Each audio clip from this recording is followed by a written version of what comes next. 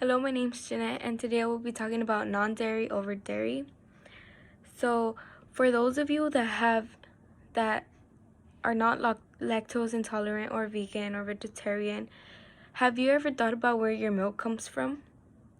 Well, if you have not, today I will be talking about the background of where this dairy milk comes from, or like any other dairy product. According to the article Trends in Dairy and Non-Dairy Probiotic Products, it says that one of the main differences between dairy and non-dairy is the health problems that occur with it.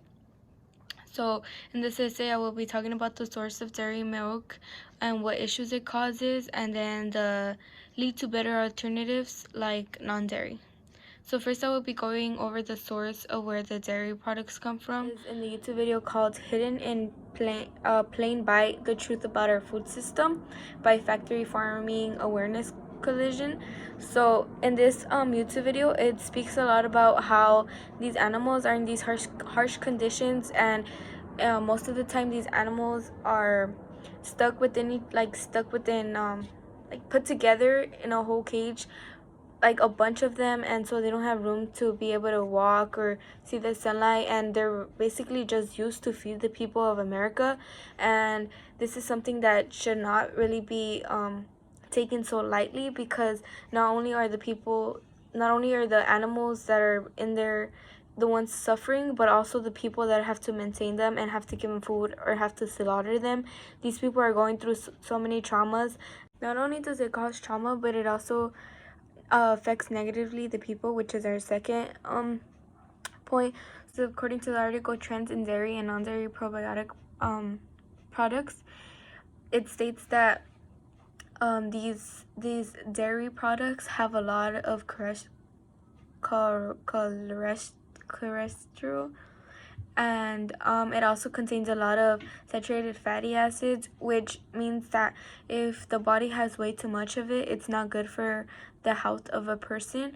So it's better to have a certain amount into your system, which can also be provided by the non-dairy products. Another health problem could be gained through the product that the animal gives to the people, to humans, like for example milk. So according to the article Mortality, Diarrhea, and Respiratory Disease in Danish Dairy Calves, Effect of Production System and Season, it speaks about how some of these calves are dying because of respiratory and diarrhea problems, which could then be transferred and also passed on through their milk to humans.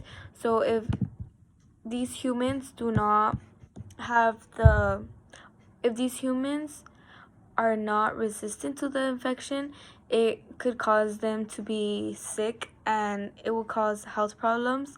So these health problems do not occur so as much, but you never know if it could affect you yourself as a person, and I doubt that you want to try to see if it actually does or does not affect you if you keep on drinking these milks. Even though these health problems exist because of the dairy products, there are alternatives like non-dairy products. According to the article Which Milk Alternatives Should We Be Drinking by the Vegan Factor, it talks a lot about the differences between the products that could be, like the milk products that we could drink instead of the dairy products that comes from cows, or like animals that do present the health problems that we were talking about before.